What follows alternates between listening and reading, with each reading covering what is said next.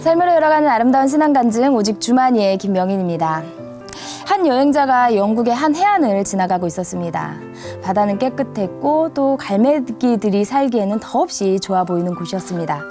그런데 많은 갈매기들이 모래사장에 죽어 있었다고 합니다. 그래서 여행자는 가이드에게 이 갈매기들의 죽음에 대해서 물었는데요. 그러자 가이드는 여행객이 준 과자와 사탕 때문에 죽었다고 했습니다. 여행객들이 던져준 맛있는 먹이를 먹던 갈매기들은요, 더 이상 바닷속 먹이를 놔두고 여행객들이 주는 먹이를 기다리다가 결국엔 굶어 죽게 된 것입니다. 우리를 해롭게 하는 것들은 때로 너무 달콤해서 우리의 영혼의 배고픔과 갈증을 채울 수 있는 것을 오히려 잊게 합니다. 오직 예수님 말씀만이 귀한 양식임을 아는 우리 이웃들을 만나는 시간입니다. 삶을 열어가는 아름다운 신앙간증 프로그램 오직 주만이. 오늘도 멋진 간증자분들이 준비하고 계시는데요. 먼저 이 자리 이렇게 은혜롭게 채워주신 분들과 인사 먼저 나누겠습니다. 춘천 한마음교회 성도님들 반갑습니다.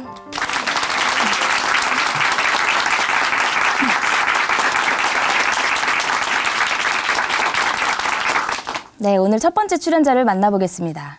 우리가 살면서 할 말 다 하는 사람들 보면 부럽죠. 이번에 나오실 분이요, 바로요. 그렇게 솔직하고 직선적인 분이었습니다. 그런데 그렇게 하고 싶은 대로 다 하고 살다 보니까요, 주변에 사람이 아무도 없었다고 해요. 그렇게 독야청청 홀로 걷던 그녀가 인생의 전환점을 찾기 시작했는데요. 그녀가 찾은 인생의 전환점, 그 이야기 함께 만나보겠습니다. 춘천 한마음교회 박혜영 자매님 박수로 모실게요.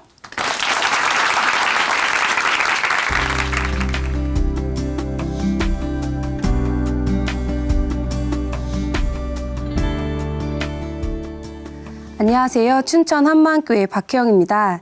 저는 제 인생이 열심히 노력하기만 하면 행복하게 잘 살 수 있을 것이라 생각하며 살았는데요. 그런데 시간이 흐르면 흐를수록 삶은 뜻대로 사라지지 않고 미운 사람, 불만이 넘치는 상황만 가득한 삶이 되더라고요. 그러다 진짜 제 인생의 주인이신 부활하신 예수님 때문에 자유한 인생을 살게 된 이야기를 나누고자 합니다. 저는 제 나름대로의 기준으로 세상을 살아갔어요. 인생이란 것이 열심히 계획하고 노력하면 행복하고 만족하는 삶을 살 수 있을 것이라 생각했어요. 저는 친구들 사이에서 특이하고 솔직한 사람으로 통했는데요. 속에 있는 이야기를 돌려 말할 줄 모르고 또 제 생각에 뭔가 아니다 싶은 것이 보이면 그대로 직격탄을 날렸어요. 그러다 보니 사람들 만나는 것도 피곤하고 싫어졌어요. 나중에는 제 주변엔 사람은 없고 개만 남았더라고요. 퇴근 후에나 주말이면 전 TV를 보면서 강아지를 옆에 앉혀놓고 소주와 맥주를 섞어서 마셨어요. 저는 영화관에서 데스컴을 보는 일을 하고 있는데요. 직장 생활은 상하 관계라는 것이 있기에 뭔가 불만이 생기거나 이해가 되지 않는 상황이 되어도 속으로 참거나 무시하는 수밖에 없었어요. 그것도 한두 번이지 결국은 참지 못해 속에 쌓인 폭탄을 터뜨리기도 했습니다. 한 번은 함께 일하는 선생님이 제 앞에서 알짱알짱거리며 볼펜을 툭툭 던지거나 제가 질문을 하면 시큰둥하게 대답을 하는 거예요. 전 속으로 너무 예의가 없는 행동이 아닌가 싶은 마음에 대놓고 지금 뭐 하는 거냐고 소리를 질러 버렸어요. 나중에 그 선생님과 다시 한번 조용히 이 상황을 풀어가게 되었는데 전 겉으로는 이해하는 척 했지만 속으로는 넌 안 돼.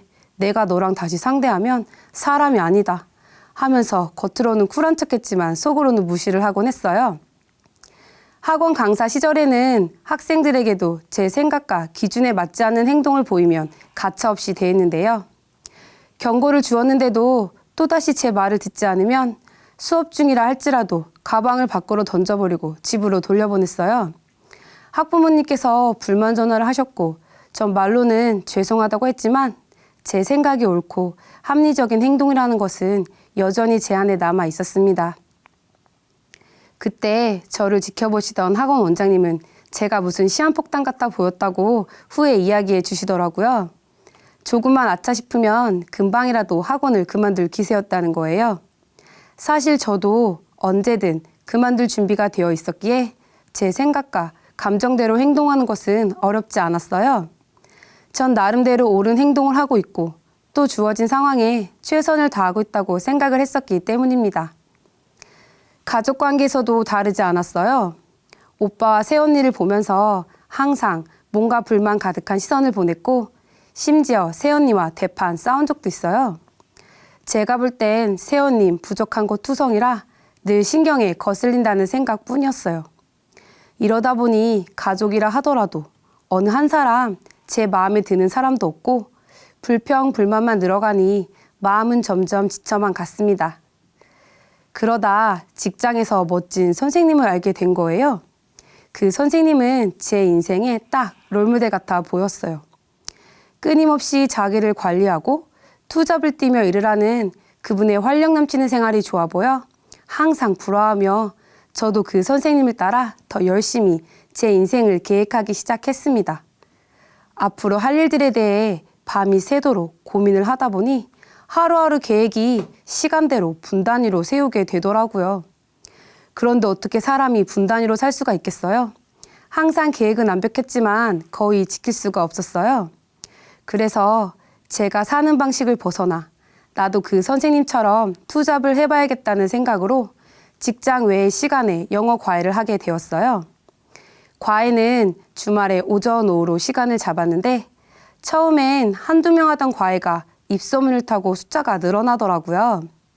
학생들도 늘어나고 시간에 쫓기듯 바쁜 삶을 살게 되니까 제 삶이 뭔가 발전하는 기분이 들었어요. 수입이 늘어나고 겉으로 보기에도 바쁘고 잘 나가는 사람 같아 보여 만족스럽더라고요.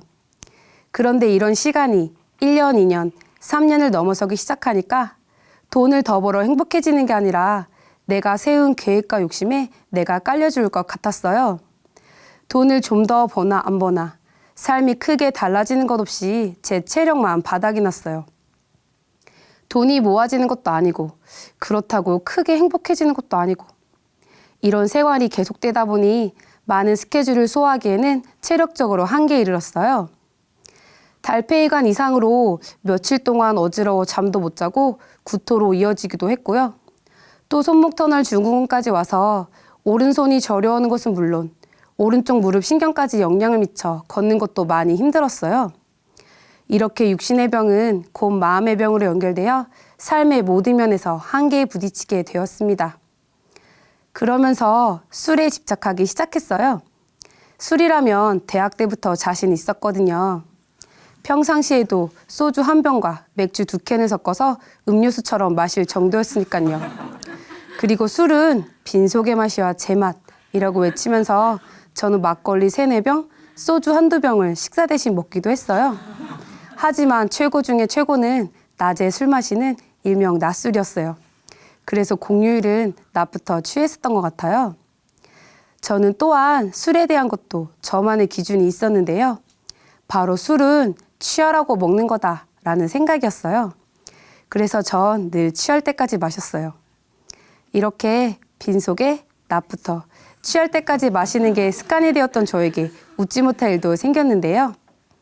집에서 술을 마시다가 한순간에 취해버려 전 급기야 저희 집 강아지 밥그릇, 일명 개밥그릇에 오바이트를 해버린 거예요.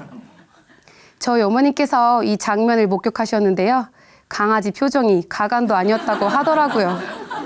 술 마신 그 다음날에는 패배감이 밀려오면서도 딱히 스트레스를 풀 길이 없으니 날마다 이 생활의 반복이었어요. 그러던 어느 날은 정말 제 인생에 답이 안 나온다는 생각이 들더라고요. 대학을 졸업한 게 엊그제 같은데 어느덧 뒤를 돌아보니 10년이란 시간은 훌쩍 지나가 있고 남은 건 바닥난 체력뿐이었어요. 이 세상은 정말 내 의지와 노력으로 열심을 낸다고 잘 살 수 있는 곳이 아닌가? 하고 싶은 것은 많고 멋지게 살아보고 싶은데 인생이 내 뜻대로 되지 않으니 이제는 제 자신 스스로가 한심하고 미워지더라고요. 그토록 믿어왔던 제 자신이 이렇게 무너지니까 정말 견디기 힘들었어요. 뜬금없이 교회를 나가고 싶다는 생각이 들더라고요. 예전에 교회를 다닌 적이 있었거든요. 마침 직장 상사의 권유로 한마음교회로 발걸음을 하게 되었습니다. 교회를 처음 갔는데 유명한 목사님이 오셔서 설교를 하셨어요. 그 목사님께서 말씀하시길 창세기부터 계시록까지 1년을 강의해도 열매가 열려 사람이 변하는 것을 보기가 힘든 것이 현실인데 한마음교회에서는 부활 하나로 성경 전체를 믿을 수 있고 이 교회에 청년들이 몰리고 복음으로 변화된 삶을 산다는 것이 놀랍다며 눈물을 흘리시는데 제가 더 충격을 받았어요. 그리고 그 다음 주일엔 목사님이 외부로 출타 중이시라고 영상을 틀어주시더라고요. 그런데 예배당을 가득 메운 그 많은 사람들이 자리에서 꼼짝도 하지 않고 설교 말씀에 몰두하는 것이 신기해 보였어요. 지난번에 들었던 똑같은 설교라는데 모두 열심히 메모를 하면서 듣는 거예요. 전 목사님 말씀이 거의 안 들리는데 스크린에서 말씀을 하시면 다들 아멘 아멘 하는데 정말 이 분위기는 뭔가 싶었어요. 좀 어이가 없더라고요. 그런데 그 전에 일꾼이 저에게 한 이야기가 있어서 교회 나오는 것을 그만둘 수가 없었어요. 인생이 변화되길 원하냐고, 지금 삶에 만족하냐고 저에게 물어보셨었거든요. 마침 인생의 큰 터닝포인트를 찾고 있던 터라 딱 2달만 다녀보자고 마음속으로 결심했어요. 마침 그때가 고난주간이었어요. 그래서 오랜만에 교회에 다시 나오게 되었으니까 하나님을 위해서 이 고난주간만이라도 술을 마시지 말아야겠다고 생각했어요. 그런데 술이 그냥 끊어지는 거예요. 저는 주량 없이 술을 습관처럼 마셨거든요. 술 생각이 자동으로 안 나는 것을 보면서 정말 놀랐어요. 그 후로는 더 열심을 내요. 누가 시키지 않았는데도 퇴근 후 바로 성경책을 펴서 보기 시작했어요. 말씀을 보게 되면서 재밌기도 하고 무슨 말씀인지 이해가 안 가는 말씀도 많았어요. 그래도 새롭게 하나하나 알아가는 것이 신기하고 저 자신 스스로도 놀랐어요. 그러던 어느 날은 저를 양육해 주시던 일꾼이 저에게 오셔서 선생님, 죄가 뭔지 알아요? 라고 물어보셨어요. 저는 순간 죄, 도둑질, 강도 이런 생각이 스치고 지나가더라고요.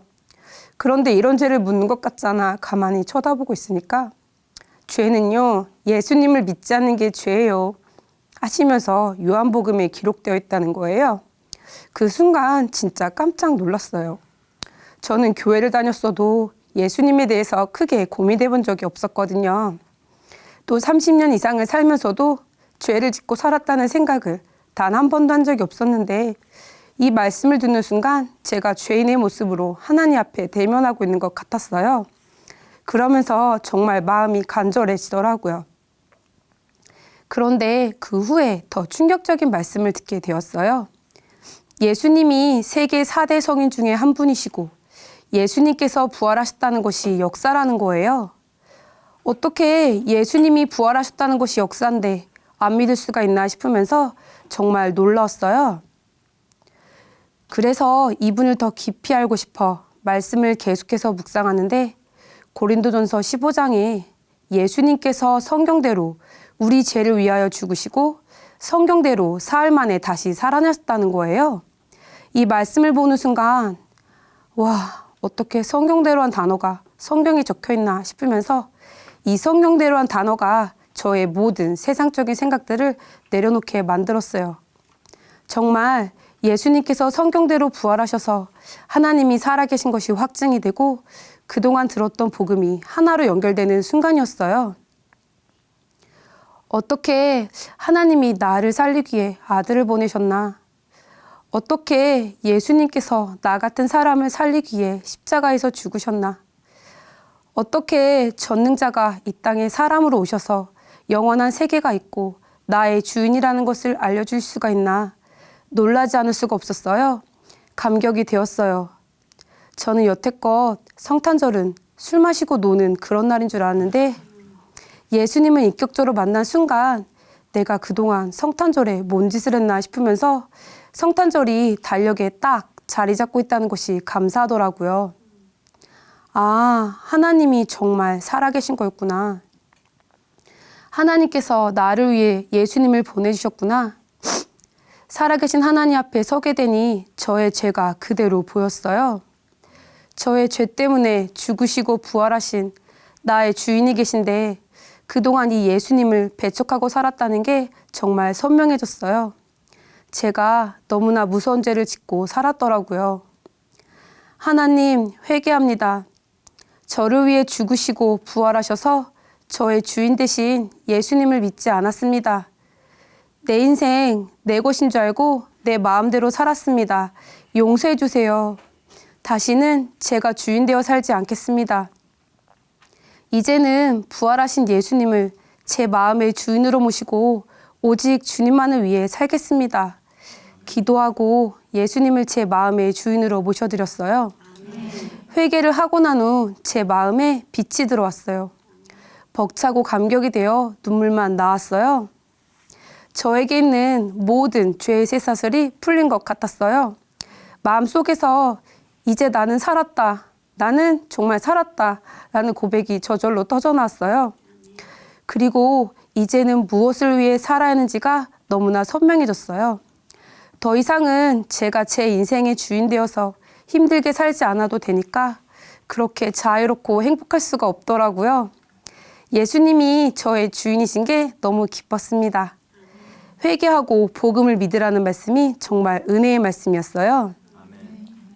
목사님께서는 항상 복음이면 다 된다 라고 하시면 그 말씀이 제 마음속에서 복음이면 어떻게 다 돼 하면서 의심이 있었는데요. 복음으로 삶이 어느 정도 변화된 것까지는 알겠는데 복음을 어떻게 삶의 모든 문제에 적용시키는지 이해도 안 되었고 그냥 특정한 사람이나 특정한 문제만 적용되는 게 아닌가 하는 생각도 들었어요. 그런데 우리 교회에서 한두 명도 아니고 많은 지체들의 간증을 들어보니 저와는 비교도 안 될 만큼 힘든 문제들을 복음으로 해결받는 것을 보면서 제 삶에도 큰 소망이 생기더라고요. 믿음은 들음에서 나고 들음은 그리스도의 말씀으로 난다고 하신 것처럼 복음을 반복해서 들으니 복음은 어려운 게 아니라 예수님이 주인 되시면 모든 문제가 해결된다는 것이 저에게도 선명해졌어요. 듣다 보니 단순해지더라고요. 내가 주인일 때는 다 내 기준으로 옳고 그름을 따져 있기에 힘이 들었는데 예수님이 주인 되시니 이분의 말씀으로 저도 모든 문제가 쉽게 풀어졌어요. 그래서 자연스럽게 모든 문제를 가지고 기도하는 삶을 살게 되었고요. 어느 날 목사님께서 원수 맺은 거 풀지 않으면 기도응답이 되지 않는다고 하시는데 갑자기 새언니가 떠올랐어요.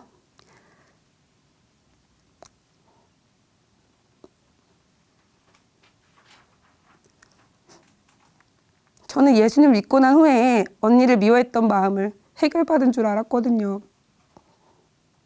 그런데 마음 한편으로는 언니가 우리 엄마에게 잘하면, 우리 오빠에게 잘하면 그 후에 내가 사과를 해야겠다는 생각이 마음 한구석에 자리 잡고 있다는 것을 알게 되었어요. 그러면서 이렇게 예수님을 만나기까지 언니가 저를 위해서 오랫동안 기도해 주었던 것이 생각이 났어요. 그래서 전 언니에게 미안하다고 그리고 고맙다고 문자를 보냈습니다.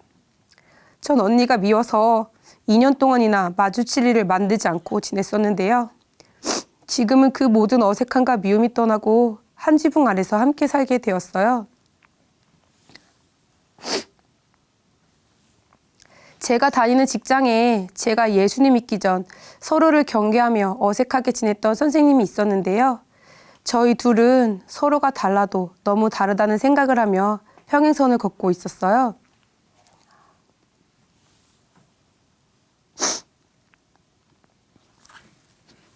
그런데 제가 예수를 믿고 난 후에 내가 왜 이 선생님을 이해 못했는지가 알아졌어요. 바로 나의 기준대로 이 선생님을 판단했기 때문이었어요. 어느 날 그 선생님의 고민을 자세히 들어보니 상식적으로는 중요해 보이지 않은 일들이 항상 그 선생님을 힘들게 하고 있더라고요. 생각 하나가 시작이 되면 그 생각이 눈덩이처럼 커져 생활의 염려와 사람에 대한 미움 때문에 밤을 꼴딱 새거나 몇 시간 동안 생각에서 빠져나오지 못해 힘들다고 했어요. 그래서 전 복음이면 다 된다는 확신을 가지고 복음을 전하기 시작했어요. 듣든지 말든지 계속해서 복음을 전했더니 예수님 믿지 않은 죄를 회개하고 부활하신 예수님을 마음의 주인으로 모시게 되었습니다. 그 후로는 복음으로 자유한 삶을 살게 되었고 지금은 함께 예배를 드리는 동역자가 되었어요. 저는 저의 욕심을 따라 살면서 지금의 직장을 언제든 그만두려고 했었는데요. 하나님께서는 이 직장에서 복음이면 다 된다는 소망을 품게 하셨어요. 이 직장이 하나님의 기업으로 성장하는데 저를 불러주신 것이 너무나 기쁘더라고요. 하나님께서 허락하는 시간까지 이 직장을 위해서 기도하겠다고 이곳에서 눌리고 포로된 자들을 자유케 하는 통로로 사용해달라고 기도드리고 있습니다. 전 이제 저의 생각이나 기준을 앞세워 사람을 판단하지도 정죄하지도 않습니다. 그리고 가족들뿐만 아니라 많은 사람들을 예수님의 사랑으로 사랑하는 사람이 되었고요. 또 아등바등하며 제 것도 아닌 제 인생을 꾸미고 만들어 살아보려고 애쓰지도 않아요. 예전에는 제 고집으로 뭔가를 주장하고 앞섰지만 이제는 복음을 앞세워 저의 주인을 자랑하는 자가 되었습니다. 인생의 참 주인을 알게 되고 이분과 동행하니 하루하루가 흥분되고 기쁨의 연속이에요. 저는 이 땅에서 살아야 하는 이유를 분명히 알게 되었어요. 예수님을 몰라 방황하는 많은 영혼들에게 부활하신 예수님을 전하는 일에 전심전력하여 달려가고 싶습니다. 이분이 이 땅에 오셔서 우리에게 진리 가운데 살 수 있는 길을 열어놓아 주신 것처럼 저도 이 부활하신 예수님을 전하는 일에 제 남은 인생을 드림이 마땅합니다. 보잘것없는 저의 인생을 복음을 전하는 삶으로 변화시켜 주신 예수님 사랑합니다. 감사합니다.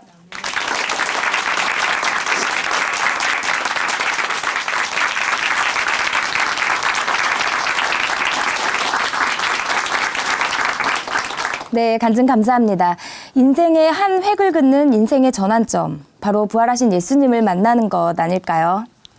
내가 주인 되어 살아왔던 이 삶에서요, 이 부활하신 예수님을 믿고 또 함께하는 공동체를 만나고 또 이 공동체와 함께 하나님이 기쁘시게 이렇게 함께 더불어 사는 삶, 이게 정말 하나님께서 기뻐하시는 진짜 우리의 인생이 아닌가 싶습니다. 박혜영 자녀님 계속해서 이 진짜 인생 기쁘게 나아가시기를 응원하겠습니다. 다시 한번 큰 박수 보내드릴게요.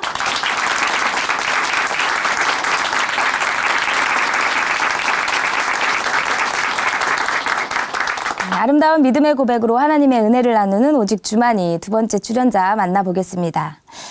세상은 언제나 내 기대와는 다르게 움직인다라는 생각 종종 할 수 있죠. 그런데 이번에 나오실 분은요, 이런 생각을 참 많이 했던 분입니다.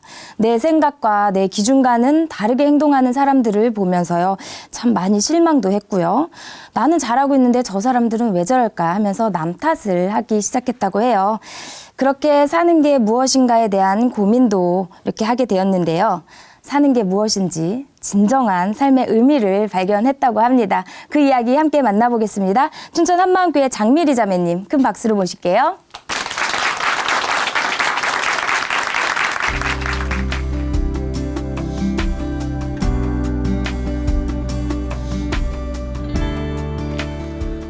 안녕하세요. 춘천 한마음교회 장미리입니다. 결혼 생활을 하면서 제가 불행한 것은 모두 다 남편 때문이라고 생각했어요. 남편을 잘못 선택한 것도 내가 한 것이니 내 발등을 찍어야지 하면서도 내가 이렇게 초라하고 비참하게 사는 것은 다 당신 때문이라며 남편을 원망하곤 했습니다. 그러면서도 막연하게 언젠가 하나님께서 남편을 변화시켜 주시겠지 하는 기대를 하며 살았는데 세월이 가도 그런 기미는 전혀 보이지 않았어요. 그런데 제가 변하니까 남편이 변하더라고요. 저를 변화시킨 복음의 능력을 나누고자 합니다. 청소년 시절 많이 존경하고 좋아하는 사람이 있었어요. 그 사람이 제가 정말 하찮게 여기고 무시하던 여자애랑 결혼하는 걸 보면서 아니 어떻게 그런 애랑 결혼을 해? 그 사람이 그 정도밖에 안 되는 사람이었어? 여우 같은 여자의 꼬임에 넘어가는 남자. 남자라는 게 그렇구나 라는 생각을 하게 되었고 그때부터 남자라는 존재를 무시하게 되었어요. 또 사회생활을 하기 전까지 집, 학교, 교회가 전부인 곳으로 알고 살았는데요. 기독교인이라고 다 믿을 수 있는 건 아니더라고요. 사회생활을 하면서 나이를 먹으면서 저는 세상의 모든 사람들이 하찮아 보였습니다. 신분, 지위, 나이와 상관없이 믿을 수 없는 사람들이 많더라고요. 사람을 믿지 않으니 사람도 세상 돌아가는 것에도 관심이 없어졌어요. 말이 없는 사람이 되었습니다. 냉소적인 사람이 되었어요. 결혼을 하고 나서 사람에 대한 불신의 골은 더 깊어졌어요. 2살 연하인 남편은 아기자기 다재다능 다정다감한 사람이었는데요. 그런 모습은 제가 바라던 이상형이기도 했습니다. 하지만 결혼 생활은 원만치 않았어요. 남편은 결혼 당시 공부를 하고 있었고 저는 안정적인 직장 생활을 하던 터라 결혼 초부터 저는 남편한테 의지하기보다는 경제적인 문제를 비롯해서 모든 것을 제 선에서 다 해결을 했습니다. 자연스럽게 남편은 가정 경제며 집안 대소사에는 무관심해졌고 저도 그것은 그렇게 중요한 것이라고 생각하지 않았어요. 나만 바라보지 않는 남편, 그것이 제게는 가장 큰 것이었습니다. 배신감에 제 삶은 초라하고 비참했어요. 남편에게서 받은 상처로 남편을 무시하고 혼자서 잘 살아보려고 했지만 마음대로 되지 않더라고요. 세상의 중심에 나를 두고 행복하게 살고 싶었어요. 내가 내 삶의 주인데요. 살고 싶었어요. 하지만 그것도 쉽지 않았어요. 어느 순간 또 남편을 바라보았고 저의 행불행은 남편에게 달려 있었습니다. 남편과 주기적으로 싸우고 이혼 들먹거리는 날도 많았지만 남편과 오래오래 알콩달콩 행복하게 살고 싶은 것이 제 솔직한 마음이었거든요. 하지만 남편을 믿을 수 없었어요. 남편이 내게 준 배신감, 아픔, 제가 불행한 것은 모두 다 남편 때문이라고 생각했어요. 결국 이혼을 했습니다. 2년 후 재결합을 했는데요. 남편은 여전했어요. 잠깐 변한 것 같았지만 변하지 않았더라고요. 아이들이 성인이 되면 다시 이혼을 하리라 굳게 결심을 했습니다. 제가 살아온 세월이 너무 억울했거든요. 남편이 저를 만만하게 여기는 것 같더라고요. 매사에 색안경을 쓰고 보니 가끔은 오해를 할 때도 있었지만 그 오해마저도 당신이 나를 이렇게 만들었다며 내가 그런 반응을 하는 것은 당연한 것이라며 나는 잘못한 것이 하나도 없는 사람이었어요. 남편의 모든 행동은 위선으로 보였고 의심과 불신은 깊어만 갔습니다. 주기적으로 반복되는 남편과의 불화로 사랑이니 행복이니 하는 단어가 어색하고 경멸스럽기까지 했습니다. 매사에 이혼을 대비하게 되었어요. 나중에 번거로운 일이 생기지 않도록 집도 제 명의로 해놓았고 이혼 서류도 여러 장 복사해 놓았어요. 보험을 가입할 때는 수혜자를 누구로 할 것인가를 신중하게 생각했습니다. 남편은 요리도 잘하고 청소며 빨래 등 집안 살림을 참 잘 도와주었는데요. 사실 저는 김밥을 쌀 줄 모릅니다. 아이들이 소풍 가는 날 김밥 재료를 다 준비해 놓고 남편을 깨웠어요. 김밥 싸라고요. 그런데 남편이 휙 돌아 누우면서 알아서 해 하는 겁니다. 그래? 그까이 거? 하며 도전했는데 잘 안 되더라고요.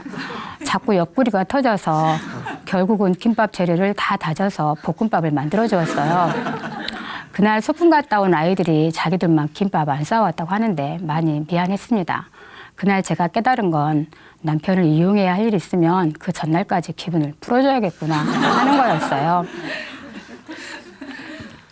아이들 때문에 당장 헤어지지 못하면서 나름대로 잘 견뎌보기 위해 택한 것이 남편을 이용하자 하는 것이었어요. 아이들 돌봐주는 부모 하나 두었다고 생각하자. 청소하고 빨래하고 설거지하는 사람 하나 두었다고 생각하자. 그렇게라도 하지 않으면 제 삶이 너무 억울한 것 같았거든요.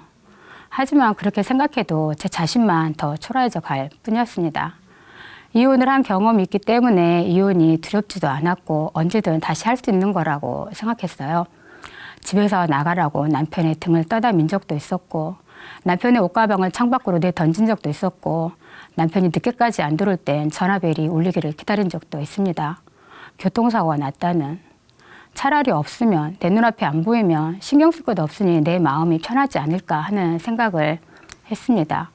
남편이 속으로 무슨 생각을 하는지, 나를 얼마나 속이고 있는지 속고 산다는 생각을 하면 다 되갚아주고 싶었어요. 결혼 전부터 시작해서 20년간 남편이 내게 준 상처들을 기록해 놓은 수첩, 이메일에 남겨놓은 것, 통화 목록, 힘들 때 복수를 다짐하며 썼던 일기 등 남편의 비리를 증명할 자료들을 모아두었어요.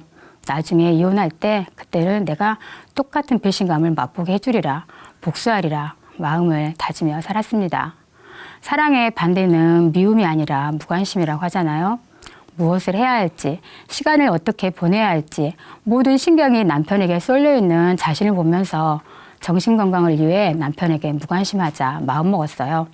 남편한테 집중하지 않으려면 다른 무엇인가 집중해야 할 것이 필요했어요. 단독주택에 살게 되면서 화초를 가꾸게 되었는데요.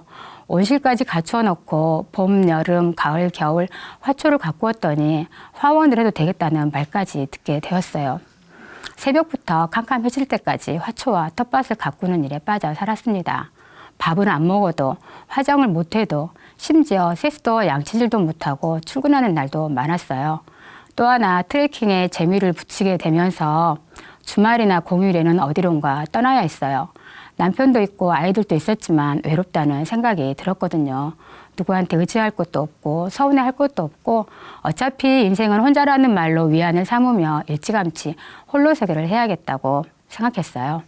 혼자서도 잘 살 수 있어야 한다고 혼자서 도보 여행을 가고 산에도 가고 혼자서 식당에서 밥도 먹고 혼자서 민박집에서 잠도 잤습니다. 8시간, 10시간 하루 종일 길을 걷고 산에 오르는 것은 몸을 혹사시키는 것이었어요. 그런데 그렇게 몸을 혹사시키고 나면 정신이 개운해지는 것 같더라고요. 몸이 힘들면 아무 생각이 안 나니까 그랬던 것 같습니다. 또 마음 둘 곳이 없다 보니 밖으로 자주 돌아다니게 되었는데요. 그렇게 다녀오면 제가 좀 멋지게 사는 것 같고 자신을 위해 무언가 투자를 했다는 마음에 늘 손해보는 것 같은 기분에서 벗어날 수 있었어요. 세상에서 제일 소중한 것은 저 자신이라고 생각했습니다. 혼자서 그렇게 돌아다녔지만 겉으로 보기엔 건전하고 건강한 취미 생활을 하는 것 같았지만 다녀오면 그때뿐 이렇게 살면 뭐하나 하는 생각에 사는 게 뭔지라는 말을 입에 달고 살았어요. 살아야 할 이유도 목적도 없는 삶은 허무하기만 했습니다. 살고 싶지 않았어요. 어차피 죽을 건데 수고와 슬픔뿐이라는 세상을 왜 살아야 하는지 차라리 일찌감치 세상을 떠난 사람들이 참 현명한 사람 같더라고요. 남편은 몇 년간 주말 부부를 하면서 많은 빚을 졌고 빚을 갚지 못해 집으로 날아오는 독촉장과 시도 때도 없이 걸려오는 전화에 무척 힘들어했어요. 뻔히 혼자서 해결하기 힘들다는 거 알면서도 그동안 뒷감당한 것으로도 충분하다는 마음에 미운 마음에 자업자득이라며 혼자서 알아서 하라고 애써 외면했어요. 그랬더니 남편이 혼자 살고 싶다며 이혼을 하자고 하더라고요. 독립을 하겠다는데 어이가 없었습니다. 남편이 너무 무책임해 보였어요. 이혼을 해주면 혼자서 홀가분하게 잘 살 것 같더라고요. 남편이 원하는 대로 해주고 싶지 않았어요. 남편은 아침마다 이혼 서류를 책상 위에 올려놓고 나가면 저는 그것을 책상 깔개 밑에 집어넣는 싸움을 계속하던 중 남편은 혼자서 서류를 다 준비해서 법원에 갔다 왔는데 부부가 같이 오라고 했다며 날마다 법원에 함께 가자고 했습니다. 그러던 중 이웃에 살던 한 자매의 소개로 TV에서 간증 프로그램을 보게 되었어요.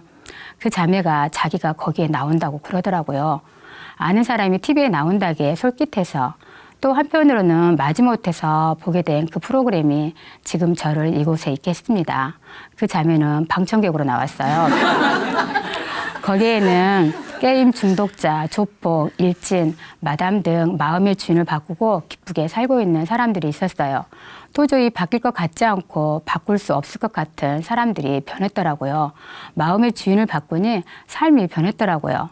겉으로 보기에 저는 그들처럼 그렇게 막 살지도 않았고 눈에 보이게 힘든 일을 겪지는 않았습니다. 하지만 인생살이가 고달프긴 마찬가지였어요. 간증을 들으면서 제 귀에 쏙 들어온 말은 주인이라는 말이었는데요. 사실 주인 하면 바로 생각나는 말이 종이라는 말이었기 때문에 그리 내키지는 않는 말이었어요. 하지만 하나님이 저의 주인이심을 부인할 수는 없었어요. 예수님이 부활하셨어요. 예수님은 하나님이셨어요. 부활하신 것을 보니 그분은 전능자셨고 창조주 하나님이셨어요. 그분은 저를 만드신 저의 주인이셨습니다. 저를 만드셨으니 주인이 되면 너무 당연한 것이었어요. 또 제 인생을 주관하시는 게 너무나 당연한 것임을 알게 되었어요. 입으로는 주여 주여 참 많이도 불렀는데 그 주가 주인이라는 것을 그때서야 알았습니다. 제가 어떻게 살아왔는지 돌아보았어요. 어려서부터 신앙생활 열심히 하고 믿는다고 했지만 하나님을 저의 주인이라고 생각한 적은 단 한 번도 없었어요. 그저 거짓말하지 않고 도둑질하지 않고 미워하지 않고 그렇게 살면 되는 거라니 했어요. 그러면서 저를 힘들게 한 사람들을 용서해야 하는데 용서가 안 돼서 힘들고 그러면 안 되는데 하면서 죄짓고 죄책감이 힘들고 시간이 약이려니 시간 지나면 무뎌져서 괜찮은 것 같고 그렇게 살았습니다. 사람을 믿지 못하고 의심하며 세상에 대해 냉소적이었던 것은 제가 살아온 환경 탓이라고 생각했어요. 누구 탓이 아니었어요. 무엇 때문이 아니었어요. 내 기준에 미치지 못하는 사람, 나와 다른 사람은 무시하고 믿지 않는 것은 제가 하나님 된 교만이었습니다. 저는 마음의 주인이 하나님이 아니라 자기가 주인 된 자, 바로 마귀와 같은 자였어요. 저는 제 마음대로 살아온 저를 보았습니다. 내 기분 내키는 대로, 내 마음 끌리는 대로, 나 하고 싶은 대로 내가 이 세상에서 제일 소중하다며 나를 위해 살았어요. 내가 받은 상처, 나를 힘들게 한 사람, 나의 삶을 초라하고 비참하게 만든 사람, 제가 하나님 되어 남편을 판단하고 정죄하고 원망했어요. 모든 사람의 주인이 주님이심을 알지 못했어요. 남편이 아무리 부족해도 하나님이 피로 값주고 사신 귀한 존재임을 알지 못했습니다. 똑같이 죄인이었으면서 하나님께서 보시기엔 누구나가 다 죄인인데 죄인끼리 네 죄는 크다 하고 정죄한 악한 자였어요. 마치 나는 아무 죄도 없는 자인 것처럼 남편을 세상에 없는 죄인 취급을 했더라고요. 하나님께서는 마음에서 하나님을 버리고 자기가 주인 되어 제 멋대로 사는 죄인을 구원하시기 위해 십자가에서 죽으시고 부활하심으로 우리의 모든 죄를 다 사하신 예수님을 믿지 않는 것이 죄라고 하셨어요. 저는 죄인이었어요. 마음에서 하나님을 버리고 자기가 주인 된 죄인. 죄의 싹은 사망이라 하셨는데 저는 죽어 마땅한 자였는데 예수님께서 제 대신 죽으셨습니다. 제 대신. 사랑하셔서 저를 만드신 분, 저의 주인이신 하나님께서 제가 이 세상에 태어나기 전부터 저를 사랑하셨던 하나님께서 저를 당신의 형상과 동일한 형상으로 만드시고 보시기에 좋았더라 하셨던 하나님께서 제가 죽음으로 가는 것을 볼 수 없으셔서 전능자, 창조주 하나님이신 예수님께서 이 땅에 사람의 몸을 입고 오셨어요. 저와 똑같은 사람으로 오셔서 제가 받아야 할 고난을 다 받으셨습니다. 죽으시고 부활하셔서 저의 주인이 되어주셨어요.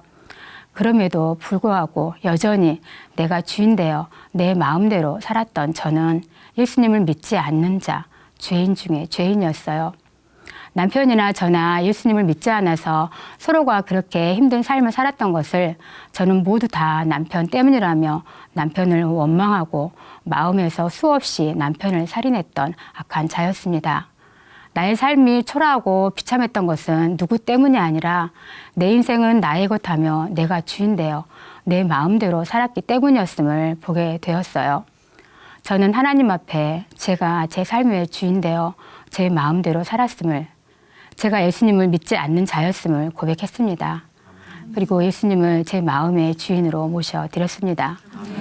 예수님을 마음의 주인으로 모시고 예수님의 부활이 믿어지면서 성경이 믿어졌어요. 정말 성경이 어느 순간 그냥 다 믿어졌어요. 성경이 믿어지면서 놀라운 일이 생겼습니다. 죽음에서 자유한 자가 되었어요. 죽음 이후에 세계가 있는지 없는지 혹시라도 있을 그 지옥에 갈까봐 두려웠던 저는 성경이 믿어지면서 천국이 있음이 믿어지니 더 이상 죽음이 두렵지 않게 되었어요. 사랑이 무엇인지도 알게 되었어요. 제가 생각하는 사랑이란 생명을 줄 수 있을 정도가 될 때에야 사랑이라는 말을 할 수 있다고 생각했기 때문에 자녀에게, 남편에게 진심으로 사랑한다고 말한 적 없었어요. 남편에게 좋아한다는 말은 했지만 사랑한다는 말은 잘 안 되더라고요. 사랑한다고 하면 다 주어야 할 것 같은데 그럴 자신이 없었거든요. 사랑한다고 하면 손해보는 것 같았어요. 그런데 성경에 형제를 위해 목숨을 버리는 것이 마땅하니라 하신 말씀에 아멘이 되면서 남편이 힘들어하는 것을 알면서도 애써 남편을 외면했던 저를 보게 되었어요. 그날 저는 남편에게 여보, 나는 당신을 위해 내 생명도 줄 수 있어 라는 말도 안 되는 고백을 하게 되었어요. 자녀에게도 사랑한다는 말을 아낌없이 하게 되더라고요. 가족뿐 아니라 복음을 위해서도 제 생명 내놓을 수 있다는 고백을 하게 되었습니다. 생명을 주는 사랑, 그 사랑은 완전한 사랑이었고 온전한 사랑이었어요. 그 사랑은 예수님의 십자가 사랑에서 배울 수 있는 사랑이었습니다. 저는 이제야 제대로 된 사랑을 하는 자가 되었어요. 남편과의 관계도 회복되었는데요. 남편에게 순복하라는 말씀에 아멘이 되는 거예요. 그날 저는 스스로 순복이라고 별명을 지었습니다. 어느 날 남편이 자기가 왜 이렇게 힘들게 사는지 모르겠다며 울었어요.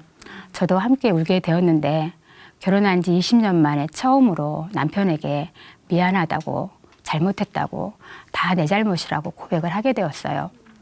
그날 이후 남편에 대한 마음이 싹 바뀌었습니다. 아침마다 일을 나가는 남편을 안아주었어요. 남편은 통나무처럼 뻣뻣하게 서 있었어요. 어떤 날은 저를 외면하고 그냥 나가려는 남편 옷자락을 잡아당겨 안아주었어요. 그렇게 남편을 사랑하는 마음을 표현했습니다. 자존심?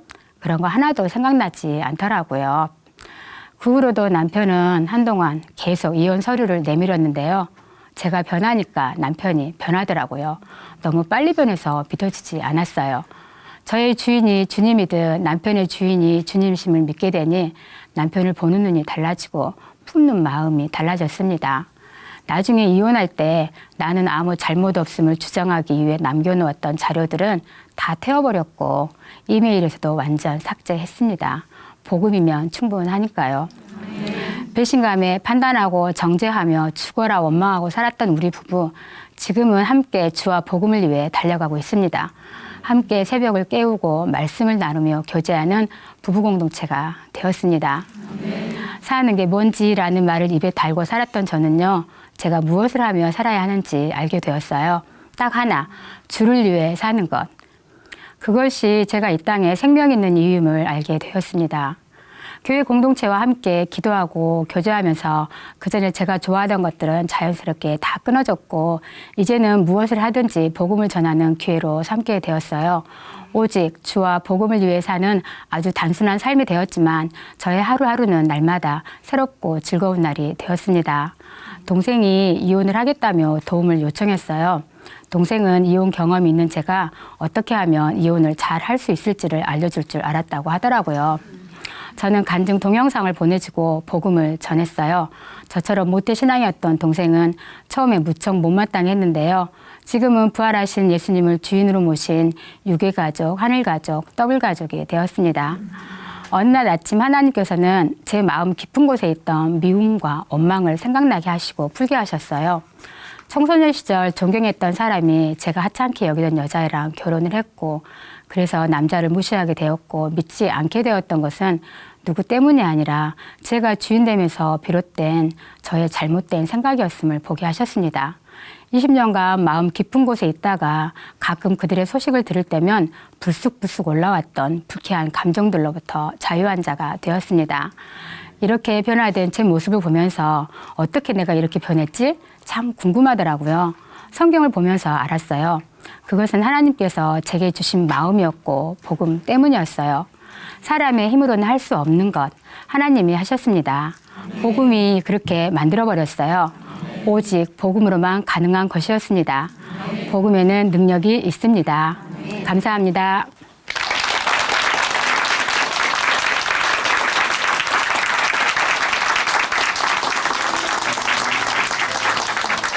네, 간증 감사합니다. 예수님을 만나고 이 남편분의 비리를 증명할 기록을 다 불태워버리셨는데요. 아, 정말 복음의 능력이 대단하구나 하는 생각이 들었습니다. 우리 마음 보좌 위에 예수님이 이렇게 주인으로 계시면 삶이 변하게 되는데요. 지금 우리 마음 보좌 위에 누가 계시는지 다시 한번 생각해 보게 되는 간증이었습니다. 네, 간증 감사하고요. 앞으로도 계속 예수님이 주인된 행복한 가정 되시기를 응원하겠습니다. 다시 한번 큰 박수 보내드릴게요.